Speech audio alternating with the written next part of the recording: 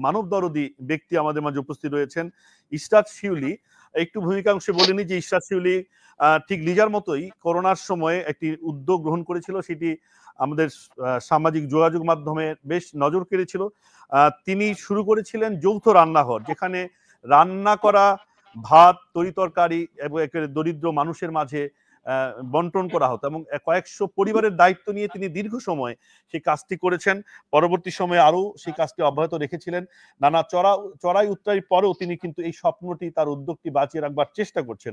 আমরা শুনবো ইশরাত শিউলিকে। ইশরাত শিউলি, আপনাকে স্বাগত। যেটা আমরা লিজার কাছ থেকে শুনছিলাম, আপনি এরকম উদ্যোগ নিয়েছিলেন সেই যৌথ রান্নাঘর, এবং সাথে বোধহয় আপনার আরেকটি উদ্যোগ ছিল যে সরল পাঠ স্কুল, সেই পথ শিশুদের জন্য একটি স্কুলের ব্যবস্থা করেছিলেন। প্রথমে একটু রান্নাঘরের গল্পটা একটু শুনতে চাই, কিভাবে শুরু হলো আপনার সেই যৌথ রান্নাঘর, কেন এর নাম যৌথ রান্নাঘর দিলেন? ধন্যবাদ আশরাফুল আজম খান। যৌথ রান্নাঘর যখন করোনা হলো, চারিদিকে ভীষণ ভয়াবহ অবস্থা, এবং মানুষ, যারা দরিদ্র মানুষ আছেন, কাজ করতে গেলে বা রাস্তায় গাড়ি মানে রিক্সা নিয়ে গেলে তাদেরকে নানা রকমের হয়রানি করা হতো, তারা কাজ করতে পারতেন না, এবং বাসা বাড়িতে যারা কাজ করতেন তারাও তাদের কাজ বন্ধ হয়ে গিয়েছিল। তো আমি সেই সময়ে আমি তখন সমগীত নামের একটা সংগঠনের সাথে ছিলাম, গানের দল। তো তখন আমরা মানে অনেকেই, ঢাকা ইউনিভার্সিটির শিক্ষক আছেন, তারপর আমাদের অনেক বন্ধু বান্ধব আছেন যারা মানে করোনার সময়ে এই মানুষগুলোর জন্য কাজ করতে চেয়েছেন। তো তখন আমার ইচ্ছে ছিল যে আমি স্বেচ্ছাসেবক হিসেবে কাজ করব। আমি ফেসবুকে একটা স্ট্যাটাসও দিয়েছিলাম যে আমি স্বেচ্ছাসেবক হিসেবে কাজ করব। তো তখন আমি দেখলাম যে বাইরে গিয়ে যদি আমি কাজে যাই তাহলে আমাকে মানে আমার বাসায় ফিরতে হলে অনেক সমস্যা, কারণ বাইরে থেকে আমাকে আমার বিল্ডিং এ আমাকে উঠতে দিবে না। তখন আমি দেখলাম আমার বাসার চারপাশে প্রায় 150-200 পরিবার, একদম খেটে খাওয়া পরিবার, দিনমজুর, একদম বস্তি বলা চলে তাদেরকে। তো ওনারা দেখছি যে মানে খুব চিন্তিত, এবং ওনারা খাবার নেই, কেউ কেউ উপোস ছিলেন। তখন আমি তাদের সঙ্গে যোগাযোগ করি এবং তাদের সাথে কথা বলি। তখন তারা তাদের অসহায়ত্বের কথা আমাকে বলেন যে তাদের কাজ নাই, তারা খেতে পাচ্ছেন না। তখন আমি আমার বন্ধু বান্ধবদেরকে জানাই বিষয়টা, আপনিও ছিলেন তার মধ্যে একজন।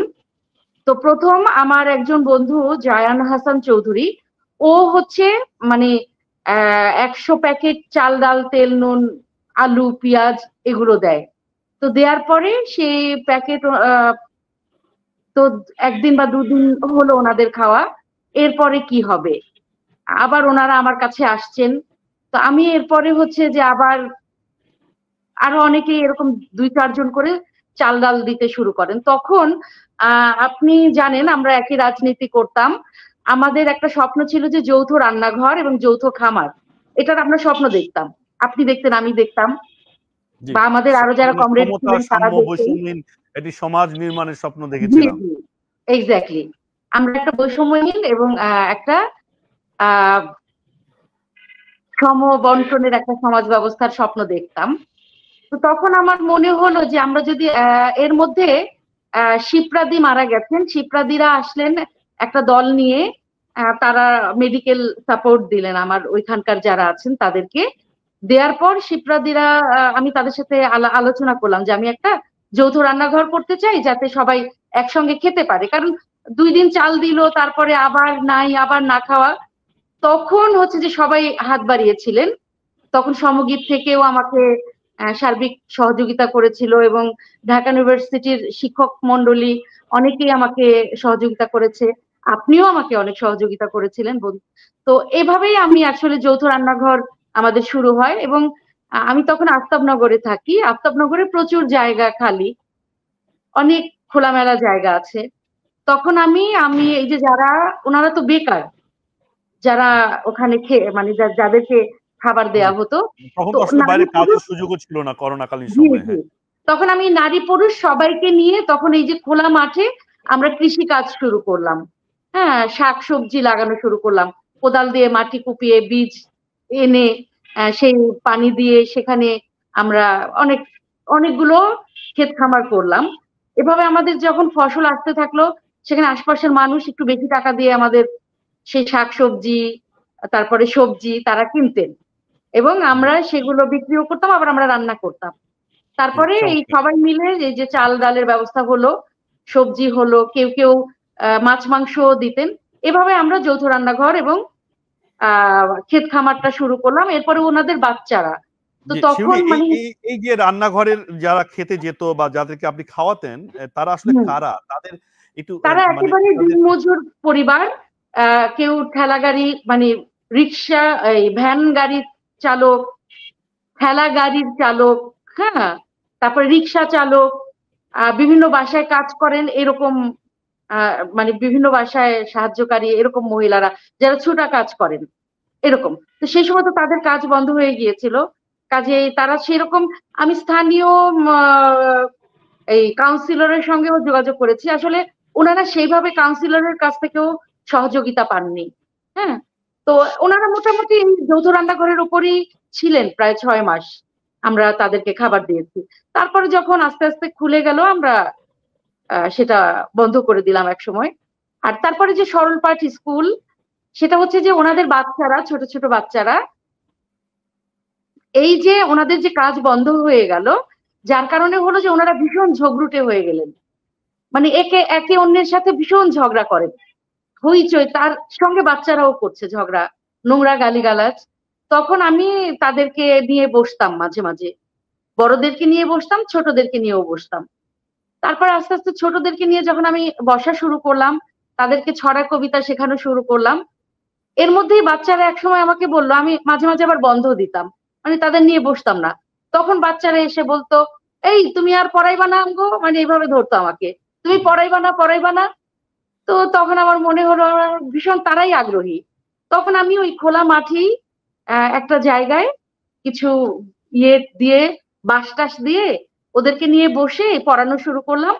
তা আমার এক বান্ধবী, ও আবার কিছু ওই